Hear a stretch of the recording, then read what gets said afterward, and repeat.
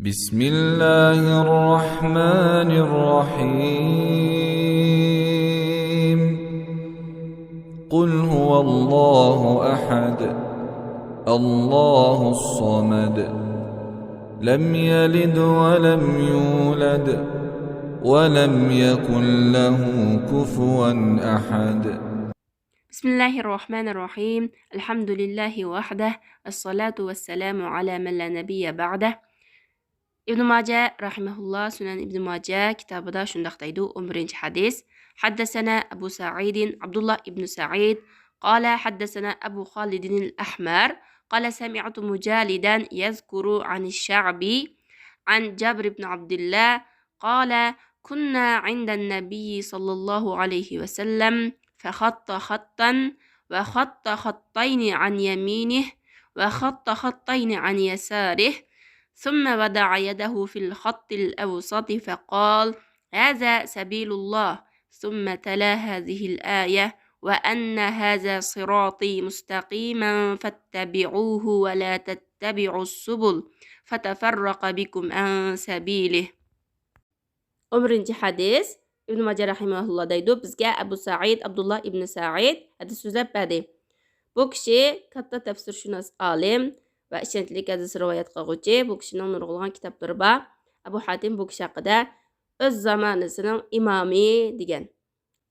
Bizga Abu Xolidin al-Ahmar hadis so'zlab berdi. Bu kishi Sulaymon ibn Hayyan al-Azdi ishonchli hadis rivoyat qiluvchi. Bu kishi deydi men Mujalidning Sha'biydan hadis so'zlaganligini angladim. Mujalid hadisi zaif kishi. Shuning uchun bu hadis zaif hadis hisoblanadi. U Sha'biydan rivoyat qilgan. Sha'bi Amir ibn Sharahil rahimahullah tabiinlarning kattalaridan hisoblanadi. Jabir ibn Abdullah radhiyallohu anhu katta sahaba. Jabir ibn Abdullah radhiyallohu anhu Abdullah ibn Umar radhiyallohu anhu vafot etib ketgandan keyin uning o'rniga chiqib fatvo bergan. Ya'ni Jabir ibn Abdullah radhiyallohu anhu sahabalardan chiqqan katta muhaddis, hadisshunos olim, fiqhshunos olim. Ya'ni sahabalarning katta olimlarining qatoridan hisoblanadi. U mundaq deydi: biz payg'ambar sallallohu alayhi vasallamning huzurida edik. Payg'ambar alayhissalom bir siziq sizidi. Andan bu siziqning o'ng tarafidan ikki siziq sizidi. Andan bu siziqning so'l tarafidan yana ikki siziq sizidi. Andan qo'lini o'ttirdagi siziqqa qo'yib turib mundaq dedi: bu Allohning yo'li. Andan uni oyatni tilovat qildi. Bu mening to'g'ri yo'limdir. Sizlar bu yo'lga ergashinglar va boshqa yo'llarga ergashmanglar. Agar boshqa yo'llarga ergashsanglar, sizlarni Allohning yo'lidan burib etidi, ozdirib etidi, yo'ldan chiqarib etidi. Bütün olamlarga rahmat qilib avatilgan payg'ambarimiz sallallohu alayhi vasallam ummatning davomli to'g'ri yo'lda bo'lishi, dunyo va oxiratda baxtlik yashash uchun, baxt-saodatga erishish uchun, muvaffaqiyat qozonishlardan bo'lish uchun davomli sahobalarga ba'zi qissalarni so'zlab berib, ba'zi nasihat qilib, ba'zi shundoq misollarni keltirish orqali ba'zi nasihat qiladi va da'vat qiladi. Bu hadisda Rasululloh sallallohu alayhi vasallam misol keltirib, bir siziq sizib, bu Allohning yo'li dedi va o'ng so'l tarafiga boshqa siziqlarni sizib, mana bu shaytonning yo'li dedi. Allohning yo'li bir va Allohning yo'lining atrofida nurg'ulg'an bid'at, ozg'un shaytoniy yo'llar bor. Shuning uchun Allohning yo'lidan kichikgina ozg'ini chetnab ketishga bo'lmaydi. İnsan Allah'ın yo'lidan ozg'ini taylib ketgan, ozg'ini chiqib ketgan vaqtida Rasululloh sallallohu alayhi vasallam bu hadisda misol keltirib bizga bayon qilib bergandeklar, shaytoniy yo'llarga, ozg'unlik halokat yo'llariga kirib qoladi. Allohning yo'li deganimiz siratul mustaqim, to'g'ri yo'l. Alloh taolo biz insonlarga belgilab bergan shariat.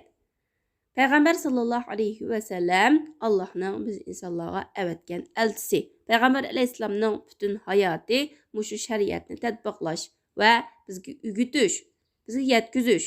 Shuning uchun payg'ambar alayhissalom qilgan ishlarni qilish va tark etgan, tashlagan ishlarni tashlash Allohning yo'liga ergashganlik bo'ladi. Biz Rasululloh sallallohu alayhi vasallam qilgan ishlarni qilsak, tashlaganni tashlasak, sunnatga ergashgan bo'lamiz. Allohning yo'liga ergashgan bo'lamiz. Kishi sunnatlarni qilish orqali ajrga erishadi. Davomli tark etish bilan gunohkor bo'ladi.